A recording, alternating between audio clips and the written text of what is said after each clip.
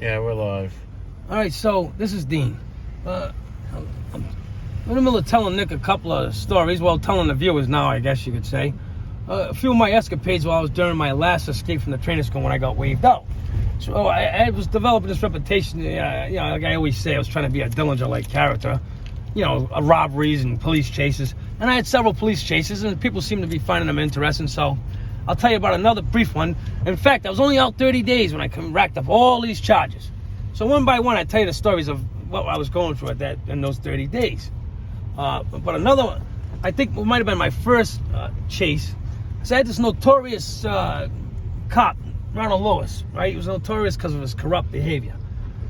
So I was giving a kid a ride from Francis Street. And when I reached, I couldn't go down on the actual street because it's now a one-way. So Ronald Lewis was coming this way, okay? And he stopped at this stop sign. I was coming down that street, and he's looking for me, actively looking for me with my picture in the car, and him and two other detectives.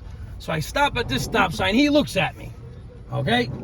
So I look at him right in the fucking eye. I'm 16. I'm on running. He does this. He does what I'm about to do. He turns the car around and gets behind me, okay? I take a right turn, make sure nobody's coming. And Ronald Lewis does this, and now it's on. But they don't chase me right away. They fucking start, they follow me slowly. I'm like, so I tell the kid in the car, he's an older guy, black dude, I give him a ride, right? He's like, oh no, let me out. He starts panicking, talking to Jesus. I take this left turn. They're following me, nice and slow, like they don't know, and I'm acting like I don't know. I'm in a brand new Cutlass at the time, Oldsmobile Cutlass in 1983. I'm 16, I'm a little fucking kid, but I'm developing this rep. And now I know what it's like to have the cops to hunt you down. I never had them hunt me down the way they were, because this is like shoot first, ask questions later type of time. They probably the way they do it now. So anyway, I come to this fucking stop sign. He's easing up behind me. All right, I take this right. It's kind of a funny story in a way. I take this right. All right. Now I got like two cars ahead of me. I come over here. I come up to this traffic light. I'm right about where I'm about to stop. But see where those cars are? That was a construction site. It was under construction. See that area? Yeah. So I'm right here. I stop in traffic. I'm stopped. I watch in my car, in my mirror as he gets out of the car. They come running towards me with the guns out. I took a left turn to the construction site, which took me down this street. Right? Now I'm fucking, the car's bouncing all around the construction site. I come down here. Is this a one-way? I hope not. No. So anyway, I end up on this street. Now they're behind me. Sirens are blasting. They're coming after me. And it's a small city. Now you can hear the sirens echoing throughout. You can hear them coming from other parts of the city.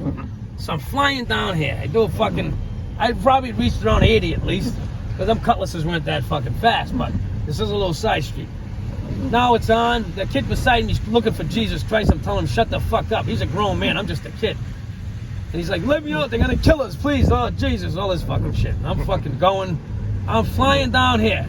Now I got the most dangerous cop on the street looking for me. This guy was a killer. There was a couple of them that were stone killers. Everyone from the city knows if they're my age who this guy was. So I come down. I blow right through this fucking red light coming up. Man, this is Broad Street, a main street. That was Elmwood Ave we were just on. It's another main fucking street. So I blow right through this fucking sign. We're now in South Providence. Where Ronald Lewis picked me up was where I went to school. My school was right there, my middle school when I was a kid. I went there. So that's the West End South Side line. Now we're in the heart of South Providence on Broad Street. I'm stopped at the red light now. If I'm on the right street, there should be a liquor store at the end, but it used to be Brown's Liquors. It was a very notorious hangout. A lot of guys hung out there. I don't think it's there anymore. But if I ever get through this fucking light, I can tell this story real brief.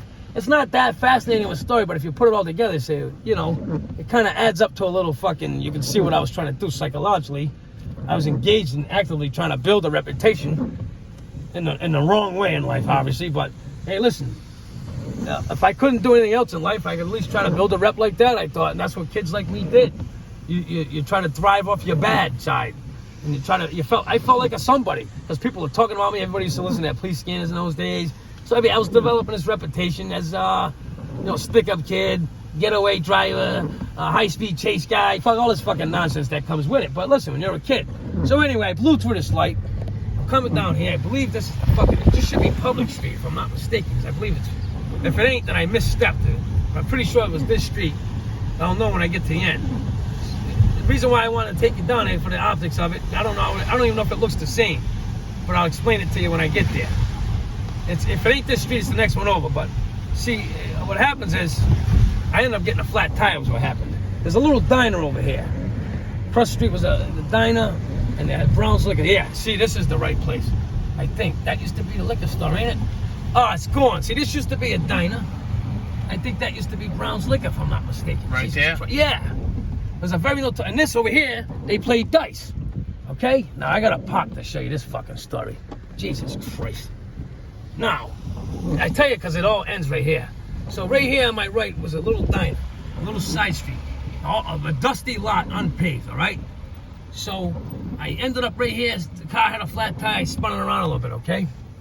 Now, I get out of the car, I start running. The other kid stayed in the car. So, people are looking at me like I'm fucking nuts. I don't give a fuck. So I spun the car out right there in the fucking diner. And there used to be a crap game across the street. And that was Brown's Liquor. Right there, that was a fucking big hangout, right? And they were all hanging out in the corner. It was a summer day. Bunch of dudes on the corner, all right? So, damn, that's fucking close. So I come over here. This corner was a liquor store. Guys all hang out summer day. And this corner right here always was a crap game. That little pop, right? Yes. It's all different now. It's got fucking, it was just, all the shit was tore up and raggedy at the time. The reason why I tell you this, because it was a summer day, everybody was out, and Ronald Lewis, everybody knew who that was. All right, come on. All right.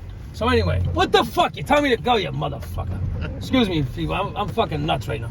So anyway, the crap game was over here. I come running through there, right? I gotta step out of the car for a second. Hold on. Keep in mind, these fucking sirens are echoing throughout the fucking area. So I come running through here. There's a little cement thing they used to shoot dice. And they fucking, you know what this is what you heard. Woo, wait, look at that fucking white boy go. And it was, you know, that shit hypes you up when you're a kid. And someone probably knew who I was from the neighborhood of the street. And, They used to play craps in here, I guess. I'll tell you something. Now, we're a couple miles away from my old neighborhood. Probably, I hit that fucking yard. I hit that fucking fence. And I hit every fence. All the sirens are... I write this in my autobiography. It's just my hands are turning bloody. I'm dodging dogs. You see all these houses all the way down? I'm hitting fence after fence after fence after fence. All the fucking way. Here, I cross the sirens are echoing throughout the whole fucking... They're coming for my little ass. I was on the... By the way, I had made the... Back in those days, before the internet, they had what they called... They put the most wanted people in the post office, their picture. To make it to the post office, you had to be a guy of some fucking credibility, let's say, in that world. I was 16 in the post office. I was so fucking proud of that. Ashamed to say now, but so I cut across somewhere over here, and it continued. Fence after fence after backyard after backyard. Because that's what it is about these inner cities. You hit all these fucking backyards. I didn't really know this area, but I know you just keep... The whole idea is that they have like a 3-mile thing they call it a canvas or a perimeter they set up. The whole idea is to be fast enough to break the perimeter. And I always knew that. If you make it quick enough, before they set the perimeter up, they'll be looking for you within that range, thinking you didn't make it that far, and that's how they make a circle. Meanwhile, as we're going, this is how far I'm running. Fence after fence. Now I'm like on this side of the street, somewhere in here. I made it all the way about, I don't know, say 3-4 miles over there where I was staying up Elmwood Avenue at the time. And I got away. Now, is it a big fascinating story? No. But I'm gonna tell you what, this is like every other day was a high-speed chase. Not a big high-speed chase, but the idea of slipping out of that tight spot is really why I tell you the story too. But the main thing I want to tell you about this, the other side of this, is that day there.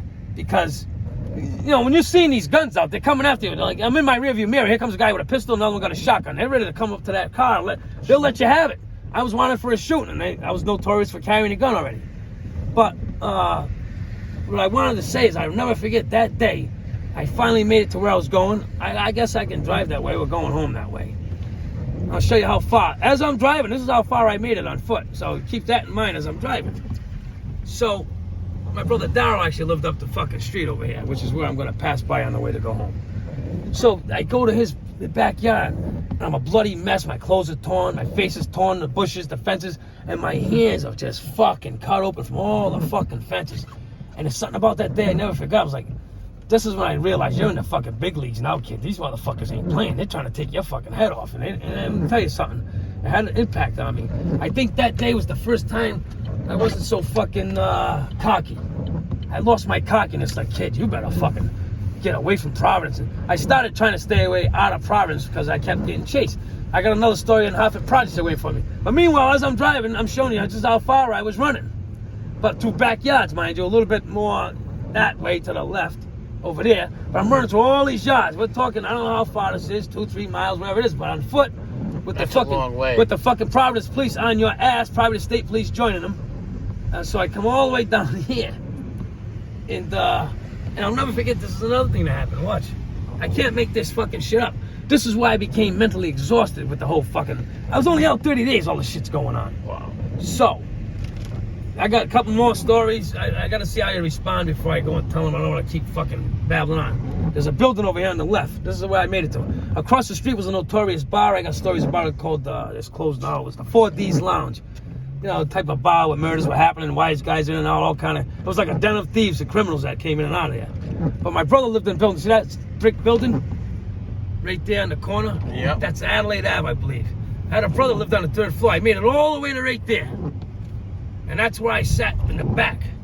Fucking mending my fucking wounds and thinking. And when I escaped that other time from the tree, that's where I went to here. Because I was living on the street up here at a friend's house. Actually, I was living on the street now that I think about it. But I came to my brother's because I knew I could go to that backyard behind this building and tend to my fucking wounded hands and shit. But I'll never forget that day how fucking exhausted I was. I was like, what the fuck? So I made it to right here, behind this fucking building right down there. All right? And let me tell you, I was a fucking mess. On that day, I was like, Jesus Christ. I think I might have had 1 or 2 more chases after that before they got me. The other chase is the one that's significant. Ended in Hartford Projects. That's the one I'd like to tell. I'll see how they respond to it. Because that's on the way home too, but I've been killing the whole day, taking up Nick's time. Oh, no, Nick's I'm been good. very helpful. So that's maybe too bad. Maybe I could do them all in one fucking day. Let's go ahead towards home. I meant to go up on one. Look at all the speed bumps now. They weren't here back then. Yeah, back then you do fucking. That's probably why guys like me fucking speeding through. This is an old part of Providence, Right. too. Look at these homes. Yeah, this is South Providence. You're on the fringes of South Providence. It looks nice with all these trees on this particular street. Make no mistake about it. A couple of blocks either way, you see the bullet holes from the fucking remnants of the past around here. This was a very violent area once upon a time. It's been cleaned up. A lot of fucking different people live here now. Fucking Yuppies. yuppies. Yeah. Foreigners come. They take care of their property. I mean, this was always not a bad looking area. In fact, I'm going by my old childhood house. I tell you the story about when my house burned down when they threw the Molotov in it. So I tell the story about how my mother moved to a very nice house. Let me show you this fucking house we lived in. But it only took a couple of fucking months before, whatever, how long we did. I might have been here a year. This is the house where my brother had been robbing houses. People started knowing it was us for some reason. Them. I did a burglary here when I was a kid with him at 8. But there was a Jewish couple that lived next door to us, and I'll show you the house. So my brother and his couple of his friends, they got into. I did the house with my brother the first time. He got nothing. We got a watch. They came home. We screwed. He gave me $20. They did it again. My brother, he was 14. He got $14,000 in cash. Some other stuff. He was a little kid. But I'll tell you what happened. He got these 2 Stradivarius violins. For those of you who don't know what that means, these were Jewish people. They probably escaped the fucking Holocaust, and they came to America, and they had probably brought them fucking violins with them, if I'm not mistaken. These didn't know what they had. These things were worth hundreds of thousands of dollars. They fucking ripped them up and threw them in the sewer. But quickly want to show you this house. Because we went from ghetto living to this somehow, but it didn't last long. See this house right there? I lived there, 15 Kipling Street. No, wow. Right? Beautiful inside. And the Jews lived next door, Jewish couple. This is where they stole the fucking violins in that beige house. I lived here for brief, and life was good. The thing is, the truth is, my mother was a lesbian. She was dating a fucking a lesbian with money. I believe that's how. And then when she broke up with her, whatever the fuck happened, and all the neighbors, they started finding the stolen goods in the house. The Jewish couple said, "Just give us the violins back. Well, we don't care about anything else. We'll drop the charges." Well, them violins were in the fucking sewer, broken up. These kids didn't know what they had, and the neighbors fucking signed petitions. The Jewish couple was probably behind it, but they signed. Oh, she gave me a nice smile. But I'm seeing somebody. Let's make that clear. Which I'm not a fucking married man, but we'll talk about that some other time. Listen, so what the fuck was I got lost in the story. They signed a petition and ran us out of the fucking neighborhood. And that's how we ended up back on Cranston Street. The house fire was on Cranston Street area. We moved here after the fire. They ran us out of here. Back to Cranston Street we went, but boy, that fucking house was a huge difference. And that's one of my other stories about that people seem to be interested in. See, I did all these stories before in other videos. All the videos have been lost. So I'm kind of trying to recapture them, but I'm trying to make it briefer. I don't want to take a lot of your time up. And that's all I got on that story, Nick. I probably forgot a thing or two, but whatever. Yeah, we could do more, and we always could do more. I don't know how that one came out. All right, guys, we're out of here then. God bless.